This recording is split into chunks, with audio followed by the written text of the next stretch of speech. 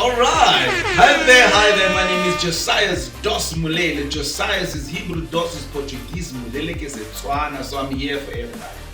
And right here we have the illustrious, the amazing, the talented Fuka Zolani Shangase. Welcome to GAPTV, man. Thank you for having me. It's an honor to be here. Oh, Zolani, let's start with the thing. How do we know each other? Well, I met you. I was a second year student at the TUT Musical Theatre Department, which is the Zolani University of Technology. Right. You were my acting lecturer. Wow. Yeah. This is many moons ago. Like a long time ago, right? Before he became a star. And the good news is that you're a star and not a disaster. Guys, I make jokes in the morning. Yeah. Zolani, thank you so much, man, for really honoring us. And we wanted to profile amazing people like you, man. And I think, tell us, let's start with the thing. What are you famous for? Utumenga. Oh, okay, yeah. Ujaga He'll tell you what that means. Yeah. So I suppose I am famous for being a performing artist, and that is the thing that got me into the business of the arts. Hang on. We're not gonna be, so blasé about it. Just say it again. You were famous for what? For being a performing artist. Yes, and somebody that works in the business of the arts. Absolutely. So I studied musical theatre, and I'd done a BA Music and Drama at UKZN before that. Right. But the thing that obviously got me into this industry was that I could sing. Right. And then I didn't know if I could act, I didn't know if I could dance. So that's why I TUT, because I needed to figure that part out. And I guess having performed for now 15 years professionally. 15 years? Yeah, 15 years. Which Zolani, it's been that scary. long, right? This is scary. Yeah, I started out at the Playhouse in Durban. Right. I did my first professional show. I was 16, going on 17. Right. I did The Sound of Music. And I played young Friedrich, which was a rare role to play as a black boy, because it's Nazi Germany. I mean, how many black Nazis do you know? So that's the thing that got me into the industry, is the bug bit very early. Right. I knew that I needed to be an artist. And were you trained before? Did you go to some institution, where you were really positioned? Because most of the people come from community theatre. We're just doing it, for fun. Yeah, I was in choirs. I was in choir in primary school.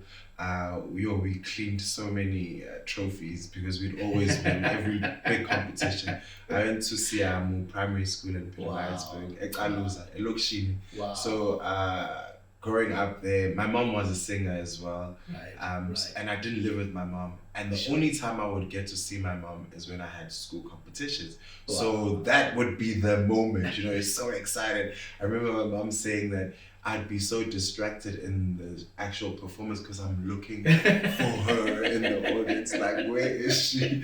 So I started singing there, and my principal, when I got to high school, after my aunt had seen an ad in the paper for auditions for young people to be in The Sound of Music at the Playhouse, he was so for it. It was like, go. And I was in grade 11 at the time, so it was like, how can you, that's the most crucial year. But I guess he sort of knew that's where I was meant to end up. It was like, I was homeschooled for like a good 2 months in that time, because traveling from Durban to Pietermaritzburg in the thick of traffic got a bit difficult. But with the support of my principal and my family, it became a thing that I was like, oh, I can do this. And also meeting other young people that had the same dreams, and we weren't trained, so we were all learning as we went along.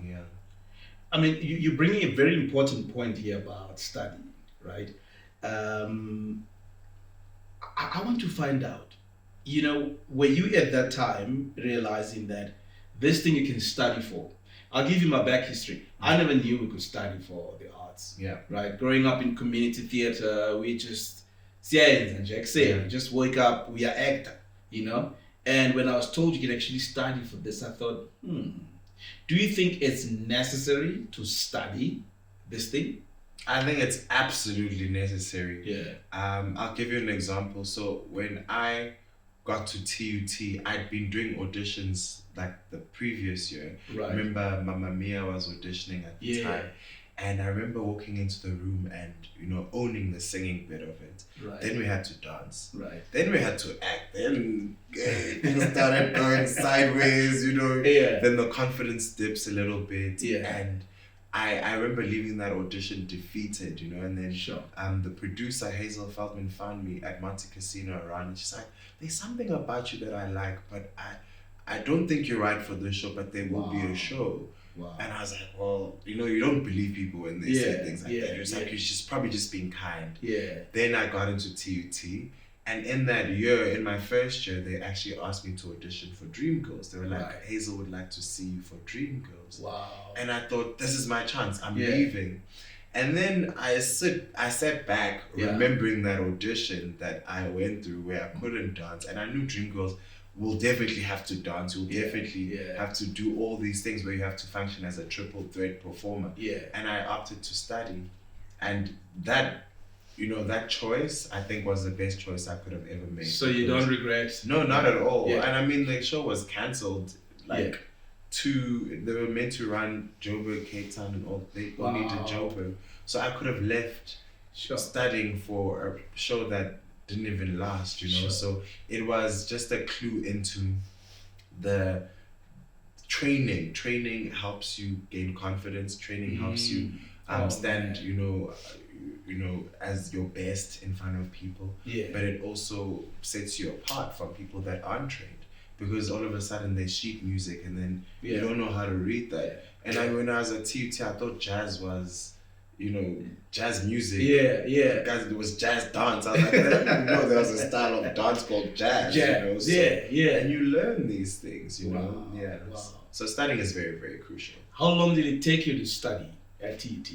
3 years. I did 3 years. I didn't carry on past 3 years. Yeah. And I want to carry on and study further, because I think you can't know everything. And the more we learn, the more we can give to other people.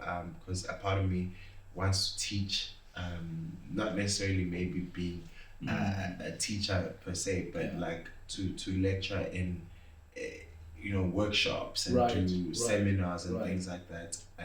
And just give back to younger people.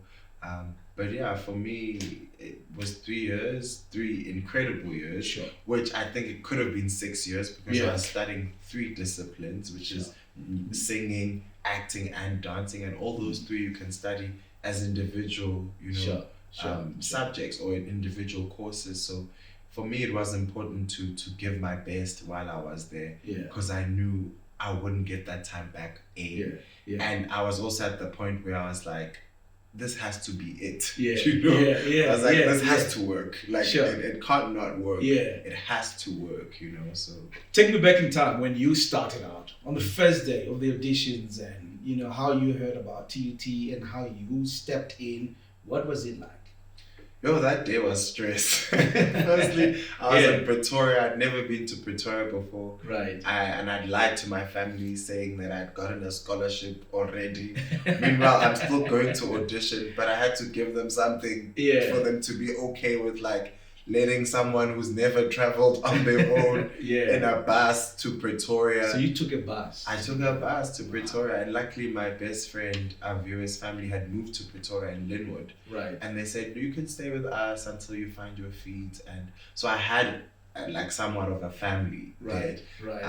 But I went to TUT before my audition just so I could see what this place is. Firstly, to know where it was. Right. Because you're taking taxis in the foreign space. And then I got there and I saw this buzzing energy of like different types of creatives. Like people carrying these big portraits and other people carrying sculptures, other people, you know, musical instruments. So I felt like I was in a scene of Backstage. I don't know if you watch Backstage. It was like, it felt like that fame energy, and I immediately took a liking to it. And obviously had to go to the library to like find music, because now they said you have to bring sheet music for your song. I didn't know what that was. And I had to have a monologue, and we were also gonna dance. Did you know what a monologue was at the time? No. Okay. So it was like all of this culture shock, you know. So I didn't know what a monologue was, but I did a sonnet. I think it was sonnet 40, Shakespeare. Yeah, and I crammed that thing in my brain. I was to the point where I've never forgotten it till today. So I was there. Take all my love, ye take them all. What hast thou then more than thou hast before? Like crazy. And they're like, okay, you know Shakespeare, so the acting's okay. Singing, I'm like, let's go, I'm ready. You know, I was okay. The dancing was the biggest shock for me. Like, why? Because it was just such a different way of moving. I mean, I'm Zulu, so Sasina, Sakita, you know, we do all these, we can dance naturally. And I could hold my own in a club, you know, be that guy, Vula Sekel. But there it was jazz, and it was Mrs. Gash. She was the head of department at the time, and she taught us a routine, all that jazz from the musical Chicago. You know, that whole, and you had to hold and all that, like everything was so precise. And she said, okay, this is a jazz block, and she held this position, and she held it for so long, and my leg was shaking. And I'm thinking, she needs to carry on so that we can move on from this position. But even then, like, just me trying so hard to hold that position, I think for them was a clue into this person doesn't give up. You know, because otherwise you know, you'll stand up and be like, shake it off, whatever. But I was like, she said hold it. So I'm gonna hold this jazz clock even if I'm shaking, you know. So it was an interesting audition process, and luckily I got in that very same day. They were like, you're in, you know, so which was really cool. And it was competitive, so you saw other talents that were there, and you know, you were selected amongst. Dom is an area. This man loves to sweep the awards. So not only did he win at the school where he was, you know, where he was singing, but he recently swooped a lot of awards. Please tell us about that one. And that one needs a...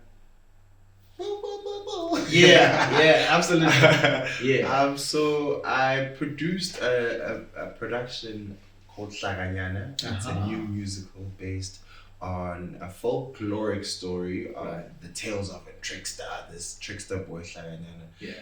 We produced it at UJ Art Center with my business partner. So I run a company called My Devu Entertainment. My Devu, listen to that. Say that to camera. My Devu Entertainment. Look us up.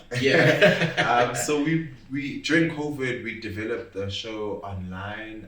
It was meant to have been performed in COVID, but then because of COVID we couldn't obviously be in the same room. So UJ came with an idea that we should develop the script online, and we had to come up with how do you do that, and they gave us a budget of, I can't even remember how much it was, but it wasn't necessarily a lot of money, but they said we've got just enough for maybe 4 actors, maybe 3 if you don't want to do less. But luckily myself and my business partner are also actors. So instead of having 4 actors, we ended up having 8, because we also had Sneh Dladla and Dion Song, who are both performers as well. So amazing. So we ended up having 8 actors to workshop this new production online. We came up with the how, you know, we'd workshop in a sense. So we'd create like a scene. We'd say scene 1, the birth. We'd write certain themes that we wanted to address in that birth, and then online we would then go, Brados, what do you see? As an actor, it's like, so we've set up the scene. This is what's happening. It's the birth of Hlaganyana. You're playing this character. Wow. What do you see? Beautiful process. And then people would just start saying, I see this, roots deep in the ground. Then all of a sudden these monologues come out of people. So, and we had somebody typing everything as it was happening, and it was being recorded. So we followed that process for about 2 months, did a little bit of music workshopping as well. And that was early, mid 2020. Yeah. Then in September it was a little bit more open, so we could workshop some of the music. So we workshopped 5 songs. Yeah. And in those 5 songs, we then had somewhat of a making of a musical. Right. Then we decided, okay, let's see what we can do with this, because now we have a script and we've got a couple of songs. Let's make an animated short film. Yeah. And we did that, and that premiered in September of 2021, and we won the NIHSS, so which is the National Institute for Human Social Sciences. Right. We won the Best Public Performance Award. Wait. So that was our first taste of award with the show, and it was nice because it came with 75,000 rand, which was amazing. Sure. And then we put that into the show, which was then 2022. We performed Shangase for 2 weeks at UJ, premiered on Africa Day. Very strategic about when the animation launched Heritage Day. This launched on Africa Day because obviously it's talking about African stories and it's part of our history. So we wanted it to launch on a day that was significant for us, and we ran for 2 weeks. Obviously, it was still COVID restrictions, so people had to be basically vaccinated to be in the theater. You needed to UJ was very strict on that. A piece of your lungs to get into the theater. It was crazy. But what was beautiful about it, people still came out. People still came to see the show. And cut to this year now, around the same time, which was June of this year, we were then nominated for 14 Theatre 1-4, right? Listen to that. Which was the most nominations for this year. And we won 8 of those awards. Come on, somebody. Come on.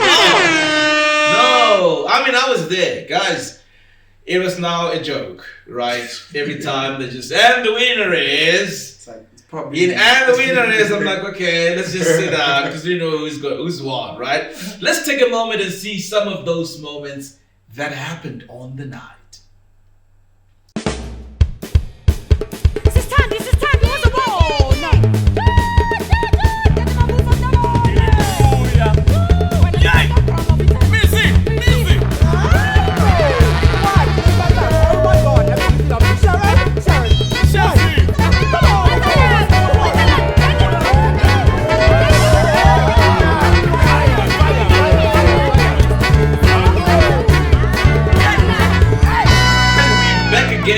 Zolani, Shangase, the win. I mean, how was that? That was really beautiful. I mean, to have created something. As a little trivia, so the process they took is devised work, right? Meaning you come together, you bring ideas, right? And it's such a South African thing. All over the world we have traveled, I see people going like, devised work, unless in Holland. But here, most of the people's like, no, we write scripts and we just... But South Africa is known for devising work. Because I think that process, do you think it's advisable? Do you think that, I think it is. I think it depends on who you are, I guess. Like some people struggle to work with other people. If you're devising a work, you have to be very good at working with other people because it's a collaborative effort. So we each bring something to the table. And if I bring an idea today and it's not used tomorrow, it doesn't mean it was a bad idea. It just means in this pot that we're trying to cook, it might just be too much salt, you know. too much paprika. Too much, just a little bit less, and So I think it's incredible because I mean, if you look at the history of theatre in South Africa, like the Athol Fugard's and the Dr. John Gunny's were devising works via workshop, and they come up with these scripts now and then all of a sudden then they expand on that, but it takes time, so you have to be able to give it the time that it needs. Not to say that now that we've won all those awards the show is done. No, we're still devising. Now we're going through a process called dramaturgy, where we've got somebody else now looking like a script doctor, someone that is with the clinical eye going, this is good, the flow here is a bit weird, can we try and fix that? Maybe this song not here, maybe there, and we have to still workshop it to see how we can get it to the point where it is worth of stage on Broadway, you know, Right, like Broadway stages. But they say shows are rewritten, they're never written. So it's all about always going back and going, what is the best way, you know? Right. When you look at The Right. Lion King, a show that I've done myself, Yeah. they still revising that. Hey, don't be script till modest today. about it. Yeah, don't be modest about it. So he's been on The Lion King, guys. For how long? How many shows did you say you had? I think I did 600 and something shows. 600 of Yeah. The Lion King. On the West End. West End, man. Yeah. London, yeah. Imagine. Yeah. Yes, but carry on, because you Yeah. just went past. You just, you know, the Lion King. It's a brief history. Yeah. Yeah, so they also still Yeah. adding and taking away and going, this choreography could be better, it could be Right. stronger. Right. So you can't think a show is done. Yeah. You know, it will always need a fresh eye, a fresh take. Things change and people want to implement like certain jokes that are Right. current to the time or specific to the area that you're performing it in. Right. So if you look at our show, we could also do things like that. If say we're touring Africa or we're touring anywhere else in the world, Right. instead of certain jokes that would be so very South African, then we would could use tailor make it. Yeah, tailor make Yeah. it to fit the environment so that people see themselves, because that's what people want, is to be seen. I think you just said something very beautiful. I mean, my mantra, you know, for many years, is that the body of work, we do it forever, we never arrive. You can't arrive. Yeah. You can't come to a place where say, no, I'm done. I had a friend of mine who says, I said, the Bible is like that, read the Bible. So over the weekend, he read the entire Bible, comes back on Monday, says, I'm done. I'm done. I read the Bible, I'm okay. Now don't bother me anymore. Yeah. Right? No, you can't, because you have to keep on going into some nuggets that you always pull out. Yeah. The difference between a performer and a creative student, right? How did you find that during your learning process? I think I always knew I wanted to be a performer, but there was always a side of me that was going, "Ah, man, but we can do these things. Yeah. We can also make stuff, you know." Right. And luckily, at TUT, there were so many different departments. You could Right. go watch upper students at their Yeah. performance class Right. and be like blown away by the talent there. Yeah. Then you go to the drama department and you Yeah. watch their performance Yeah. classes or their productions. Yeah. And like, wow. And then the fashion students. So it's almost like, as I was there, I got a clue into this could be an industry. If you Right. take the best students in every of these departments, you could like come up with a fire production company with people that know different sides and different skills where we don't have certain skills, you Right. know? So Right. for me, the best opportunity was, obviously we did directing and all of those directing projects, but the best opportunity for me was when we got to musically direct Sarafina, which you were a director Come for, on. you know, so Don't just browse through it, right? I guess, that needs a moment. yeah. Because what I'm saying, it needs a moment. What you did not know, it was a passed on desire. Yeah. Growing up, I looked up to Mbongeni Ngema. And one day I took a picture, guys. Here's a picture of me and Mbongeni. I said, one day I want to be where this guy is. Little did I know, I'll be directing Sarafina. Yeah. And when he was standing next to me, congratulating me on the show, for me it was my dream come true. Yeah. But at the same time, here were amazing talents, right? And I gotta tell this to the viewer because I know you're gonna say that about yourself, right? I knew he was not just a performer, a triple threat, where he's an actor, singer, and a dancer. Early on, I realized this man is musically tuned, right? That's the right word. And what did you do on the show? We were musical director. Musical director Yeah. of Sarafina. For what was a professional production, that was a big show. Like Yeah. at the Breitenbach Theatre, Yeah. I shared the responsibility with Yeah.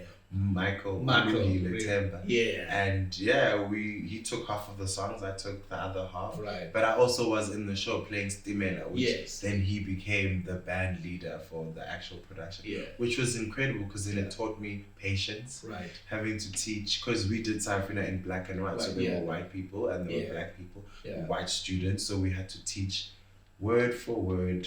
Yeah. Iyo si Si- hele.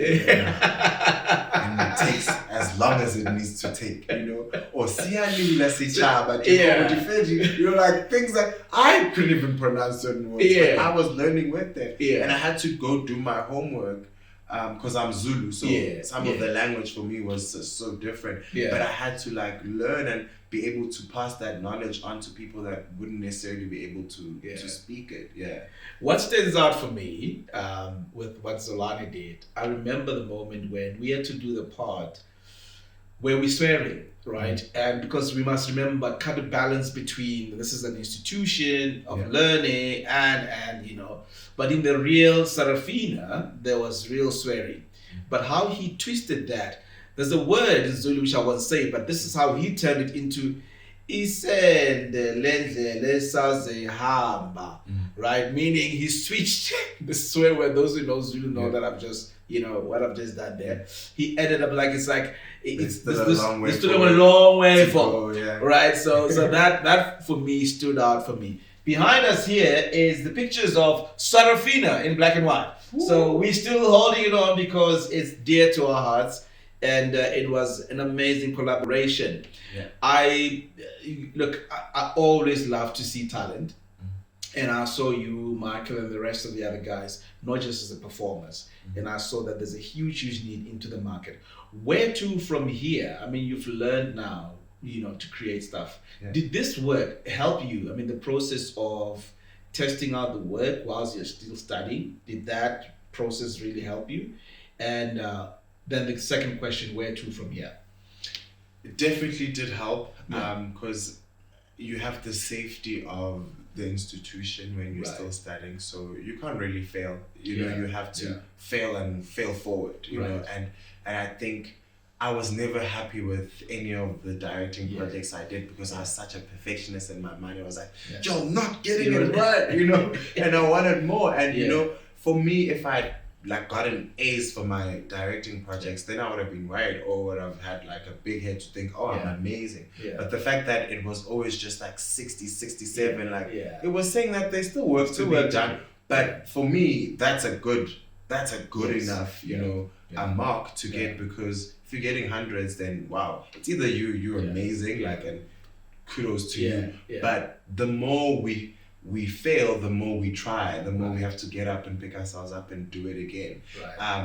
And where to from here is I'll continue creating, working on the production again. Tlaganyana will have time next year to be on stage again. Hopefully at big institutions, you know, Market Theatre, Artscape. We actually developing it further, and we're working on the music some more. Tweaking it so that we can tour firstly in Africa and then internationally, because I think we have to create work that we can export instead of just importing work, and work that is diverse and allows Black people, people of color to shine and show the immense talent that we have. So for me, it's definitely carrying on creating, you know, and diversifying the offering as well, because I don't just create for theatre, but for television as well. We've written documentaries, we've written series, like for big production companies, you know. So it's good to be in the pulse of what's happening right now, and how we can be a positive influence to that. Well, we're rounding off, but because I wish we had enough time. We never have enough time, right? But with a little bit that we have seen, I mean, we are really, really inspired. As somebody who's mentored you along the way, I'm really, really inspired to see where it is. Because sometimes we say things, right? And I remember saying a few things to you about the future. And at the time, I remember when I was talking about to create authentic stuff, right? There was a bit of hesitance in terms of, because the status quo was let's do musicals from, you know, and I knew based on my experience that that's not the way to go, right? What is your, you know, opinion right now about creating authentically South African work? We've already touched about international market, but compared to, we're getting, you know, Broadway stuff, we're getting American, you know, English productions here. What is your take on that? I think my take is that we are the new kid on the block in a sense. So in terms of musical theatre, we haven't exported as much musical theatre. I mean, the last time a South African production was nominated for a Tony was in '89, Wow. and that's the year I was born, and that Wow. was Sarafina. Yeah. Okay. Yeah, exactly. So Yeah. how do we repeat that? How do we Yeah. follow the Yeah. footsteps of the Mongeni Ngemas, the Yeah. Dr. John Gunnies, and Yeah. how do we win Tonys? How do we get there? It was authentically South African work, because there it is not competing with the recipe they already know. It's Yeah. competing on its own caliber. You know, Right, you right. stand out.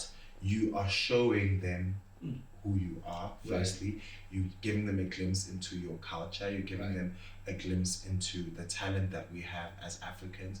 But it's to say, for people to really see us, we have to see us. Right. And if Right. we don't see ourselves, we're not going to put ourselves on the page. Right. We're not going to put ourselves on the international stages, because we don't even see the wealth of talent that we have ourselves. Right. So for me, there is a time and place for these big Broadway shows that have Right. happened. I mean, I still want to be in Hamilton. Yeah. I still want to be Yeah. in Hades Town, all these amazing shows. But the consistency in those shows is that they've broken the mold. They're not going, oh, white people play white roles or black Yeah, people play yeah. black roles. They're going, how do we flip the script? How do we make it Oh man. to reflect the people that we are now in this world? So Nina Simone said it best, the Yeah. arts have to reflect the times. Oh. And if we don't reflect the times that we are living in, then we remiss. Then we can also look back, because there's so many wisdoms and things that we can take from the past, but where are we going? Yeah. So we have to take ourselves into the future, and we have to go together, I guess.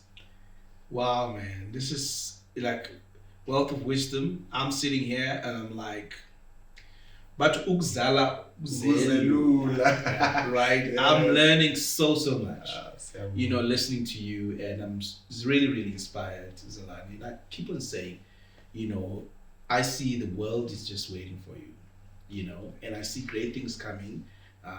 Shakana is just the beginning of great things to come.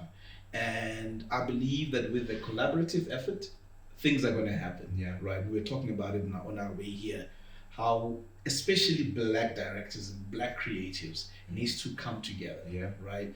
To create this together. It's not a competition. Yeah. Right. It's about working together. Yeah. If anything we can imprint on people's minds is Yeah. to work together. Yeah. You know, we are so scared to say the truth, right? Yeah. About who we are. Yeah. Because who is that guy who sang the song, "Oh Lord, it's hard to be humble when you're perfect in every way," right? I love it. I want to be like you. We are so scared to say Yeah. what's so, Yeah. right? And thank you so much, Zolani. If we had enough time, we will go into the other productions that you're about to Yeah. do. But actually, just quickly tell us what's next. What's on the So I am doing We Will Rock You World Tour at the Come moment. on, man. So we go to Tel Aviv in August. We've been traveling for almost a year now, and it ends in September. And then when I'm back doing a corporate, Bidvest, one of the Wow. biggest corporates Wow. in South Africa. Right. Last year they had John Legend and Seal as singers. This year they have me. Wow. And then I'm Wow. doing a play at the Market Theatre, and also directing the Nyuluha Scholarship Fund for Nedbank and ACT, Arts and Culture Trust. Yes. Directing that at Joburg Theatre. Please come see us in October. Yeah. Those kids are going to blow your mind. Yeah. I promise you the future is very bright for the arts. Yeah. Well, there we have it. Zolani, triple star, you said. What? Treasure Star. Oh, treasure star. Triple star. Wow. I like that. Yeah, because it's such a triple threat, Might as right? well. You know, Shangase, thank you so much for coming to Thank you GAPTV. for having me. Oh man, you made our day. Thank you. Really so much. appreciate it. We know that you're gonna rush because Dan's such a busy man. Oh, the Market Yeah. Theatre's waiting. He's waiting for me. the Market Theatre right now. All right, thank you so much, Zolani. God bless. Take care.